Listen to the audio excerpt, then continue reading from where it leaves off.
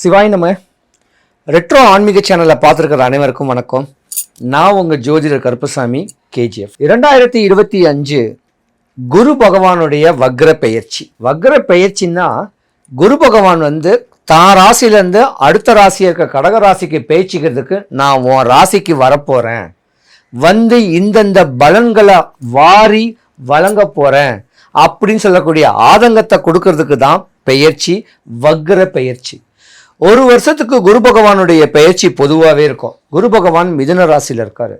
அப்போ அந்த மிதுன ராசியில் குரு பகவான் இருக்கும்போது இந்த வக்ர பெயர்ச்சினா அவர் நிலையாக ஒரு இடத்துல உட்கார்ந்து நம்மளுக்கு என்னென்ன பலன்களை தரப்போறாரு, எந்தெந்த ராசிகளுக்கெல்லாம் யோகத்தை கொடுக்க போறாரு, எந்தெந்த ராசிக்காரர்களுக்கு சிறு சிறு நஷ்டத்தை கொடுக்க போறாரு அப்படின்னு பார்க்கறது தான் இந்த வக்ர பெயர்ச்சியுடைய தன்மை.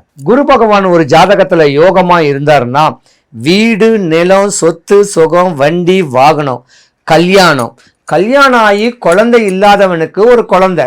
குருனா குழந்தை, குருனா தங்கம். யார் தங்கங்க வாங்க போறாங்க, எந்தெந்த ராசிக்காரங்க தங்கத்தை விற்க போறாங்க, அடமானம் வைக்க போறாங்க, எந்த ராசிக்காரங்க தங்கத்தை அடமானம் வைக்கிறாங்களோ அவங்களுக்கு குரு பலன் கெட்டு போச்சுன்னு அர்த்தம். இப்படி குரு பகவானுடைய பலன் நம்மளுக்கு தெளிவா கிடைக்கிறதுக்கு நம்ம என்ன வழிபாடுகள் பண்ணணும், அந்த குரு பலன் கிடைக்கிறதுக்கு நம்மளை எப்படி பக்குவப்படுத்தணும், எந்த சாமியை வழிபடணும், எப்படி வழிபடணும். குரு பகவான் பெயர்ச்சி சொல்ல போனா எல்லா ஜாதகத்துக்குமே நல்லதுதான் கொடுக்க போறாரு. நலிஞ்சவனை உயர்த்தி கொடுப்பாரு, குப்பமேட கோபுரமாக்கி கொடுப்பாரு. குலதெய்வத்தையும் வழிபட்டு வந்தா குரு பகவானுடைய பெயர்ச்சி, அது வக்ர பெயர்ச்சியோ இல்ல சாதா பெயர்ச்சியோ, நம்ம வாழ்க்கையில குருவுடைய கடாட்சியம் கடைக்கண் பார்வை பட்டுட்டாலே நம்ம வாழ்க்கை யோகம்தான். நிறைய பேர் இன்னைக்கு கஷ்டப்படுறதுக்கு காரணம் குரு பலன் இல்லாம தான். திருவண்ணாமலையை எடுத்துக்கோங்க, கிரிவல பாதையில் இன்னைக்கு சந்நியாச கோலத்துல தவ கோலத்துல இருக்கக்கூடியவங்களுடைய தன்மைக்கு காரகனும் குரு தான். ஒரு ஜாதகத்துல ஒருத்தன் பிச்சை எடுக்கிறான்னா, யாசகம் வாங்குறான்னா, அவங்களுக்கு ஜாதகம் உல்டாவா போனாலும் யாசகம் வாங்கணும். அது குரு பகவான் கெட்டு போனா. குரு பகவானும் நம்ம முருகக் கடவுளும் ஒண்ணு. ஜாதக ரீதியா குரு வக்ர பேச்சு ஆகிறது சந்திரனுடைய வீடுன்னு சொல்லக்கூடிய கடக ராசியில. குரு சந்திர யோகம்னா சூப்பரான நேரம். கன்னி ராசிக்கு யோகத்தையே தரக்கூடிய தருணம் இந்த முறை இருக்கு.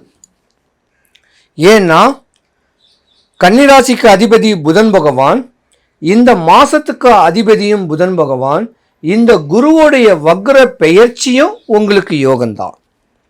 ஏன்னா கன்னிராசியை பொறுத்த வரைக்கும் ஒரு 25-30 வயசுக்கு மேல குருவோடைய நட்சத்திர பாதம் உங்களுக்கு வரும். நீங்க தான் யோகம் அடையக்கூடிய நேரம். ஏமாறாம இருக்கணும். நோயே வந்தாலும் 3 நாள் தான், பேயே பிடிச்சாலும் 3 நாள் தான், விருந்தும் மருந்தும் 3 நாள் தான். இருந்திருந்தாலும் சந்நியாச கோல ஜாதகம்னு சொல்லிட்டா அது கன்னிராசி தான். சித்தர் ஜாதகம்னு சொன்னாலும் கன்னிராசி தான். ஏன்னா உங்க ஜாதகம் பொறுத்த வரைக்கும் புதனுடைய ஆதிபத்தியத்தில் இருக்கிறனால ஆண்கள் ரொம்ப கவனமா இருக்கணும். ஒரு குறிப்பிட்ட காலத்துல ஆண்களுக்கு தேவையில்லாத இடையூறுகளும் இல்ல தேவையில்லாத அரவாணியோடைய தொடர்பும் ஒரு குறிப்பிட்ட காலத்துல உங்க வாழ்க்கையோட தன்மையவே, தரத்தையே, உங்க உடலையே மாற்றி விட்டுரும். ரொம்ப நீங்க கவனமா இருக்கணும். கன்னிராசியில உள்ள பெண்களும் இந்த வக்ர பேச்சில் ஒரு சிறு மாற்றங்கள்ல ஒரு பிரச்சனைக்கு ஆள்படுவீங்க. காலங்காலத்தில், அதாவது ஒரு குறிப்பிட்ட காலத்துக்கு மேலத்தான் நீங்க கல்யாணம் காட்சிகளே பண்ணணும். ஒரு 25, 21, 19 டீனேஜ்ல கல்யாணம் காட்சி பண்ணா இரு தாரத்து தோஷமும் உங்க ஜாதகத்துல இருக்கு. ஜாதகத்துல கல்யாணம் பண்ணாலும் நிலைக்காத தன்மையும் ஒரு சில ஜாதகத்துல இருக்கு. உங்க ஜாதகத்தை ஒரு நல்ல ஜோதிடர்கிட்ட கொடுத்து இந்த கன்னிராசியான என்னுடைய வாழ்க்கை தன்மை எப்படி இருக்கும், ஃபியூச்சர் எப்படி இருக்கும், நான் வீட்டுக்கு வாழுவேனா நாட்டுக்கு வாழுவேனா, என்னுடைய அமைப்பு எப்படி இருக்கும் அப்படின்னு சொல்லக்கூடிய தன்மையை கேட்டு முறையான வழிபாடுகள், முறையான பரிகாரங்களை நீங்க பண்ணிக்கணும். கன்னிராசிக்கார ஆணா இருந்தாலும் பெண்ணா இருந்தாலும் யாரா இருந்தாலும் உங்க ஊருக்குள்ள உங்க ஊருக்கிட்ட இருக்க வேண்டிய ஒரு கோயில்ல ஒரே ஒரு நாக பிரதிஷ்டை மட்டும் ஒன்று பண்ணிக்கிங்க. தலைமுடி கொட்டுவங்களுக்கு, ஆனா தலைக்கு எதுவும் வராது, தேவையில்லாத இடையூறலும் வராது. வராம இருக்க இந்த நாக பிரதிஷ்டை உங்களை காப்பாற்றி கொடுக்கும்.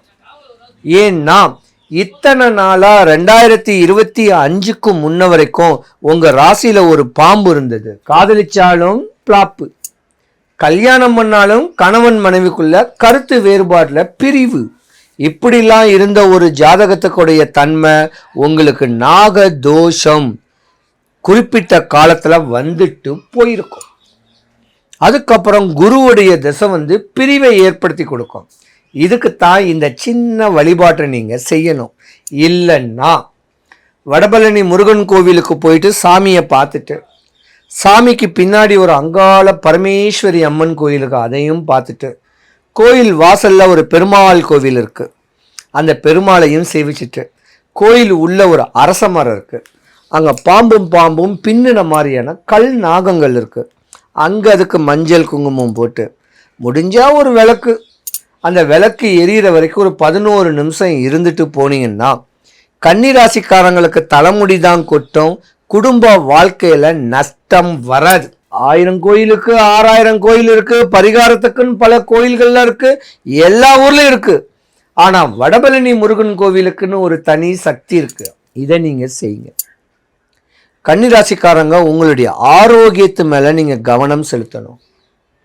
உடல் நல குறைவு வந்தா நீங்க தாங்க மாட்டீங்க.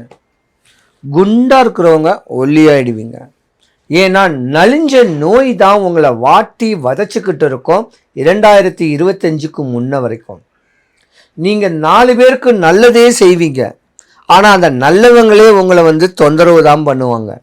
இப்படியாம்பட்ட ஒரு தருணமும் இருக்கு. ரொம்ப கவனமா இருக்கணும் கன்னிராசிக்காரங்களை பொறுத்த வரைக்கும்.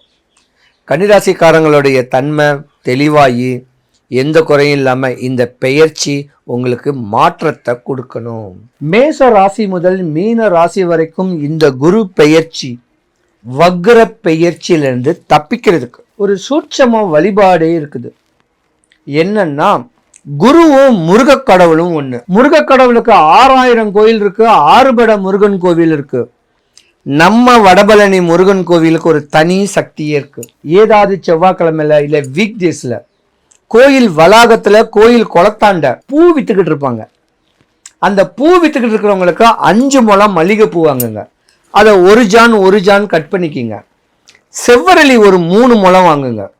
சாமியை பார்த்து பிரகாரம் சுத்தி இருக்கும் போது முருகரும் வள்ளி தெய்வான சமயத்துக்கு ஒரு சாமி இருக்கு, அங்க செவ்வரளியை கொடுத்துட்டு கோயில்ல உட்கார்ந்துருக்கவங்களுக்கு நீங்க நினைச்சு வந்த காரியம் எல்லாம் நடக்கட்டும்னு சொல்லி அன்பால புன்முறிவுகளோட உங்க தேவைகள் ஆசைகள் எல்லாம் மனசுல வேண்டிட்டு கொடுங்க. வாங்குறவங்களுக்கும் யோகம், நீங்க கொடுக்கறவங்களுக்கும் யோகம். பரிகாரம் 1000 இருக்கு, எவ்வளவோ பரிகாரங்கள் இருக்கு. இந்த சின்ன வழிபாட முறையா பண்ணீங்கன்னா உங்க ஆசை, உங்க தேவை, உங்களுக்கு எல்லாமே பூர்த்தி ஆகுங்க. வடபழனி முருகனுக்கு தனி சக்தியே இருக்குதுங்க. ஆனால் நம்பி போகணும். முடிஞ்ச அளவுக்கு காலையில் போயிடுங்க, இல்லைன்னா ஈவினிங் போங்க. அபிஷேகம் அலங்காரம் பண்ணுற டைமில் கொஞ்சம் பார்த்து கவனித்து போங்க. முடிஞ்ச அளவுக்கு கொடிமரத்துலேருந்து முருகக்கடவுளை பார்த்துட்டு சிவபெருமான் அம்பாள் பார்த்துட்டு பிரகாரம் 11 சுத்துங்க. 100க்கு 100 நீங்கள் அடிக்கடி ஜோசியமும் பார்க்கணும் அவசியம் வராது, ஹாஸ்பிட்டல் கையினும் அலைத வராது, நோயின் நொம்பலம் கடனும் வராது. 12 ராசிக்காரர்களுக்கும் சுபிக்ஷம் ஐஸ்வர்யம் கடாட்சியம் கிடைக்க வடபழனி ஆண்டவனுடைய அனுகிரகம் எல்லாருக்கும் பரிபூர்ணமாக கிடைக்கணும். சிவாய நம.